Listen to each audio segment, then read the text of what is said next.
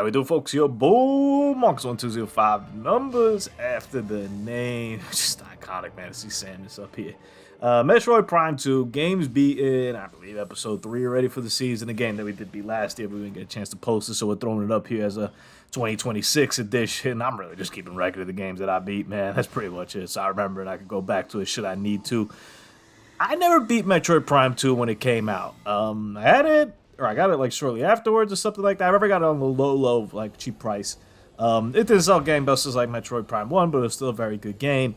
Metroid Prime 1's better, right? I just, even just as simple as like color-wise, like I prefer like the palette and the situations that you're in Metroid Prime 1 opposed to 2. But 2 is kind of a sequel, right? It's bigger, better, badder in a lot of different aspects. It's darker in a lot of different aspects. It's darker in the tone, it's darker in what's happening, but it's literally just darker. There's a dark world and a light world that kind of interchange. Think almost Link to the Past-ish, right? Where you go through the same areas, but they're slightly different depending if you're light or dark mode. The dark mode part is what really makes the game very hard, especially initially, where you just take hits from walking around in it.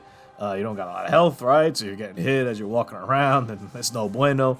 Eventually, you get a suit, I believe, that reduces that, and then you get this suit over here where you're just immune to it. So at that point, the Dark World is pretty negligible, but at this point, I mean, I might have, like, every E-Tank already in this game, and I got a ton of power. Like, I did a lot by the time you're seeing this footage, so most of the game doesn't take place in this willy-nilly kind of walk-around kind of area.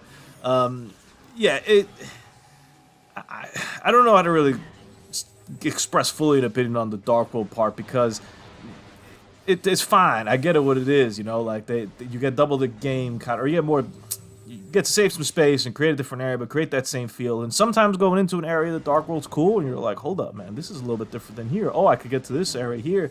And when you understand the map contextually, it can be pretty good. Other times it's just a little bit confusing.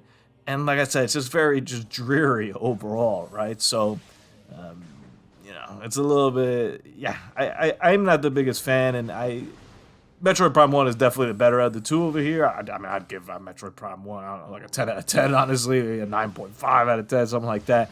I'd give this one a solid 8. It's fine. It's a good game. It's a good GameCube game. It was a good continuation at the time from Metroid Prime 1. I understand when you're in a development and you're kind of coming up with ideas and you're progressing the story and progressing the feel, and this is like the direction you want to go in. Cool to go back to it now. It plays very much like Metroid Prime, by the way. Not much has changed in some of those aspects, right? Different weaponry, different kind of situation, a couple different visors, I think. Different, like the light, dark kind of gun thing. But as you saw, the map is kind of the same. A lot of the assets are kind of the same kind of thing. So it gives you a familiar vibe, but much different areas. Story-wise, it's fine. Dark Samus gets introduced, I believe. I don't think we've seen Dark Samus up until this point, if my memory serves me right. Final boss fight's pretty tough, too. I will say I had a little bit of a struggle there until I kind of cracked the code a little bit on what to do with it. And then Dark Samus kind of became a staple, you know, being in Smash and all that kind of stuff. So, yeah, you know, some stuff from, like, Metroid just happened for Metroid Prime 2. You won't be seeing Metroid Prime 3 next week. I bet you last week there's the motion control on that game. I don't know, so I don't have an opinion on that one.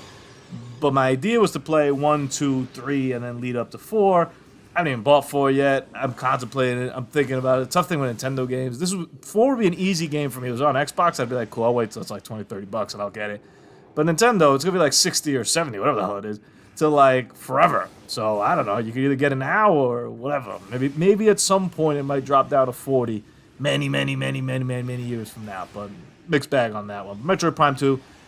If you want to go back and get another Metroid Prime experience, it's fine. I don't know if I complete it all the way. I think maybe just play it a little bit, get the feel, and then dip out. I think that's all you really need from it.